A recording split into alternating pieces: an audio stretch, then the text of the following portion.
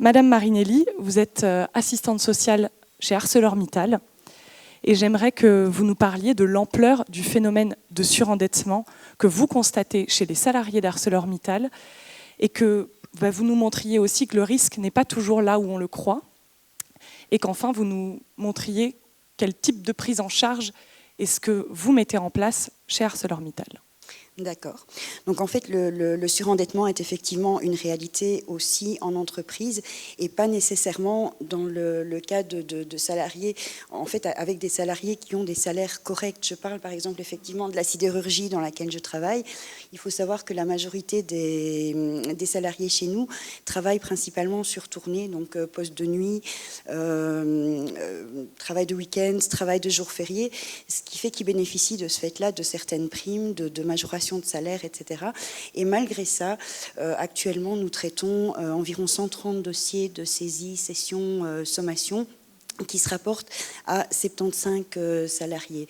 Ce qui veut dire qu'on est à peu près à 2,5% de la masse salariale dans notre périmètre, ce qui est relativement important quand même.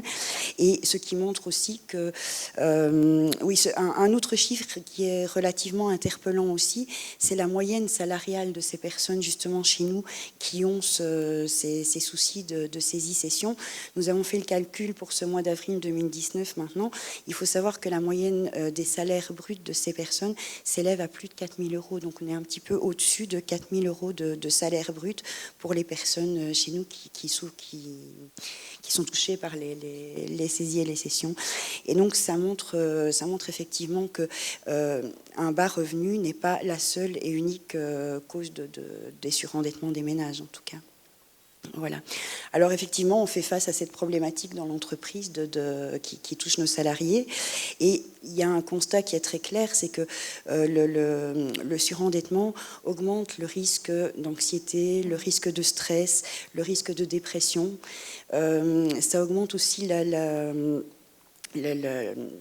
mésestime de soi et des études montrent aussi qu'il y a une corrélation certaine entre les difficultés financières et un taux d'absentéisme plus élevé et une baisse de la productivité. Voilà. Alors, à ce niveau-là, je n'ai pas de chiffres à vous donner pour la simple raison que, pour des raisons de confidentialité, en fait, ces données sont vraiment réservées donc, au service des ressources humaines et au service social, quand les gens font appel au service social.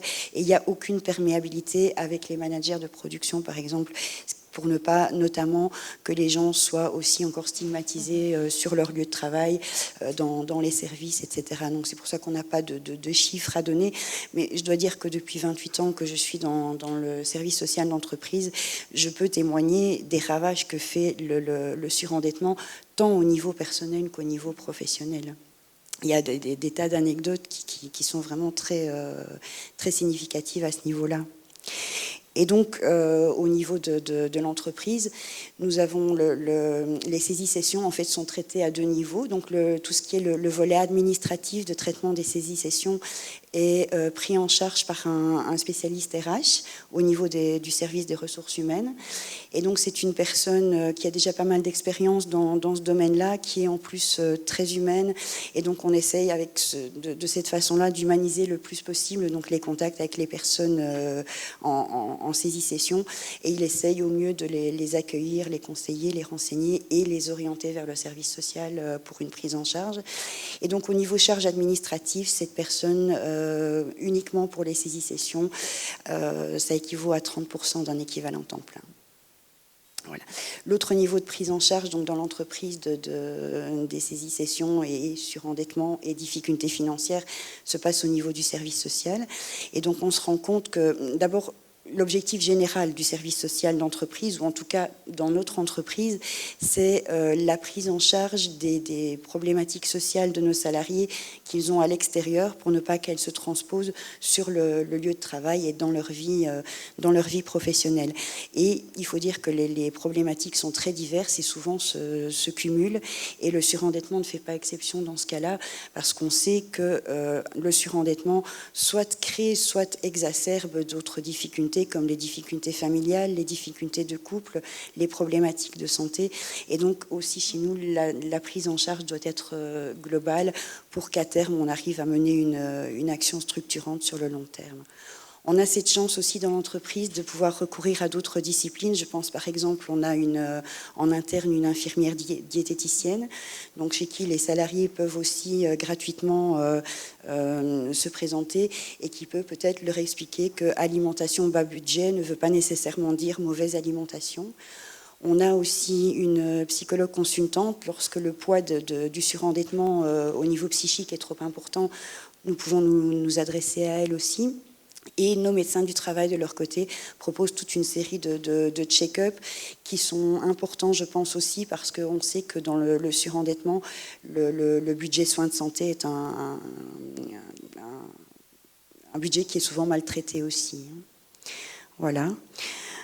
Alors, au niveau de l'avenir, en tout cas dans la prise en charge du traitement du surendettement chez nous dans l'entreprise, je pense que le contact que nous avons entre les ressources humaines et le service social est déjà quelque part un mécanisme d'alerte, certes informel, mais qui a au moins le mérite d'exister.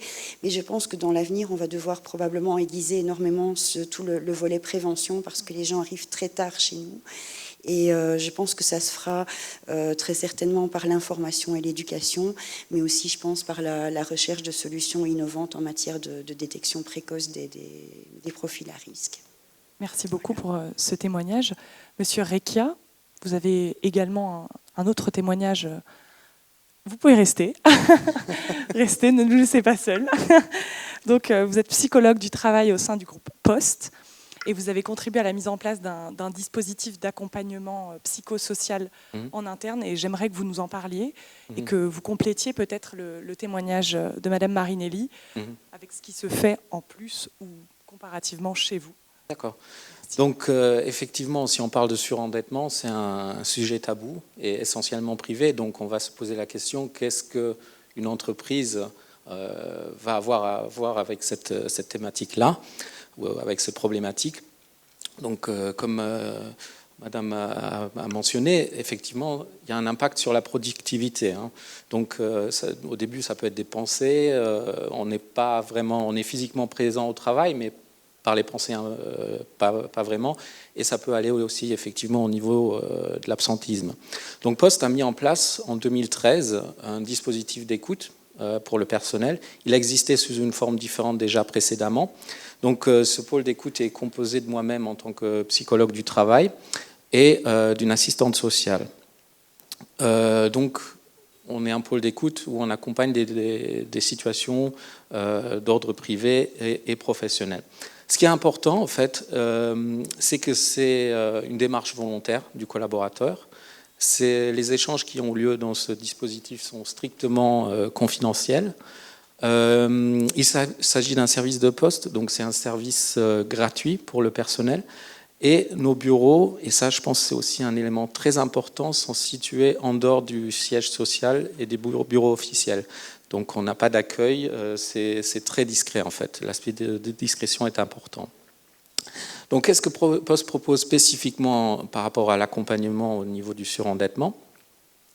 Sur l'ensemble des demandes que traite le dispositif d'accompagnement psychosocial, 5% sont en lien avec la thématique du surendettement.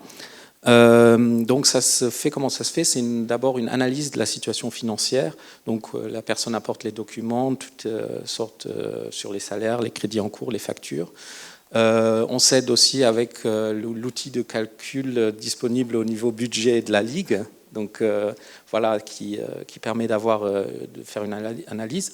Et en fonction de cette analyse, en fait, donc il y a une décision qui va être prise. Est-ce que soit l'accompagnement va se faire en interne chez nous, en fonction de la complexité de l'endettement, de surendettement. Soit ça va être un accompagnement en externe, donc avec la Ligue ou les offices sociaux. Quand c'est en interne, qu'est-ce qu'on peut proposer? C'est en fait, on va formaliser cela sous une forme de convention avec des engagements formels de part et d'autre, pour que voilà, il n'y ait pas de dérapage, on va dire, supplémentaire au niveau des dépenses financières. Il peut y avoir des négociations avec la DRH, notamment le service des rémunérations, pour des avances quand on est au niveau préventif, hein, donc, et d'autres éléments de salaire pour éviter que la situation que ce soit l'engrenage. Et ça peut aussi se manifester par l'accompagnement de ces personnes vers des organismes de crédit, de banque, parce qu'ils sont en situation de vulnérabilité, pour les appuyer dans les négociations au niveau des mensualités, pour revoir les mensualités. Qu'est-ce qu'on fait encore? C'est tout ce qui a lié qui a trait à la prévention.